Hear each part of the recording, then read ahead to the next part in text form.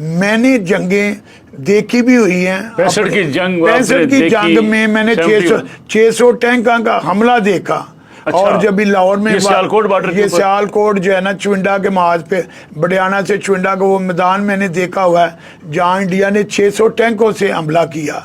और वो 600 टैंकों का क्या हुआ, और ये जो लाहौर में बॉर्डर में हमला किया और अफवाहें चल गई कि लाहौर जो है ना, BBC ने भी कह दिया लाहौर फतह हो गया। सब कुछ अल्लाह सोने के हाथ में है। और मैं कहना चाहता हूं कि जितनी दफ़ा भी ये बॉर्डरों पे फौजें आई हैं ना, मैं एक दफ़ा छोटा सा वाक़या कहता हूं कि सियालकोट में मैच हो रहा था, ठीक, इंडिया और पाकिस्तान का। इंडिया ने बारी ली हुई थी, 260 के करीब स्कोर किया हुआ था, और उस वक़्त भी फौजें बॉर्डरों पे थी, हैं जी। और था कि आज जंग लग जाएगी, कल जंग लग जाएगी।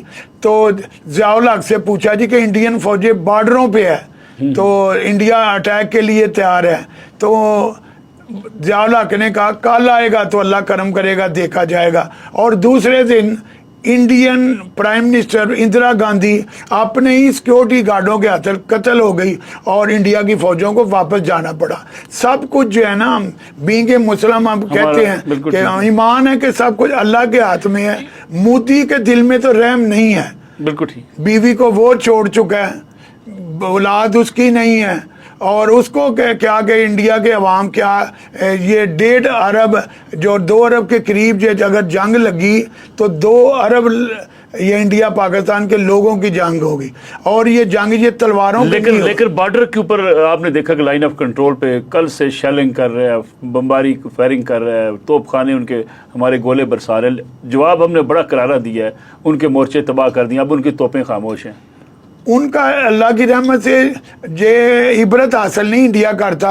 जो अभिनंदन के साथ हुआ था ना 2019 में, जिस तरह अल्लाह ने करम किया था, वो भी जो है ना हमारी अपनी पॉलिसी थी कि हम पता है कि जब भी जंग इंडिया पाकिस्तान की हुई तो एटमी हथियार चल जाएंगे, एटमी हथियार रुकेंगे नहीं।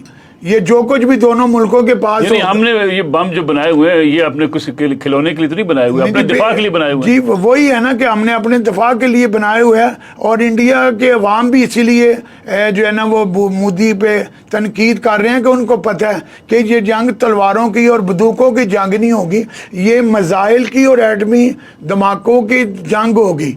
और जो है ना फिर इंडिया तो जो है ना जो मोदी जो है, मैं मोदी के शहर में पूरे इंडिया के चंडीगढ़ से लेके केरला तक पाकिस्तान का परचम ले रहा के आया हूँ। मोदी के शहर में नारा तकबीर लगा के हैं कालूपुरा में। तो ये जिंदगी मौत अल्लाह के हाथ में है। क्रिकेट के मैदान में तो आप टीम के लिए मैदान में उतरते हैं, अपना ये पूरा पाकिस्तान का परचम लहराते हैं, पूरी सपोर्ट करते हैं पाकिस्तानी टीम को। आज अफवाज पाकिस्तान को सपोर्ट की जरूरत है। आप जाएंगे बॉर्डर पे अपने सिपाहियों से जी, मैं पहले भी कह चुका हूँ कि 65 की जंग जो है वो मैंने अपनी आंखों से देखी हुई है। टैंकों के गोले शहर में आए, लोग शहीद हुए, मेरे दोस्त भी रिश्तेदार भी। और 71 की जंग में मैंने ऐसे रजाकार हिस्सा लिया हुआ है जब इंडिया के जहाज़ों ने खुद आपने जंग में हिस्सा लिया हुआ है। एज ए रजाकार जो है ना, जब भी इंडिया के बम गिरे ना सियालकोट बॉर्डर के ऊपर, तो मैं वहीं पे था कि इंडिया के जहाज़ आए।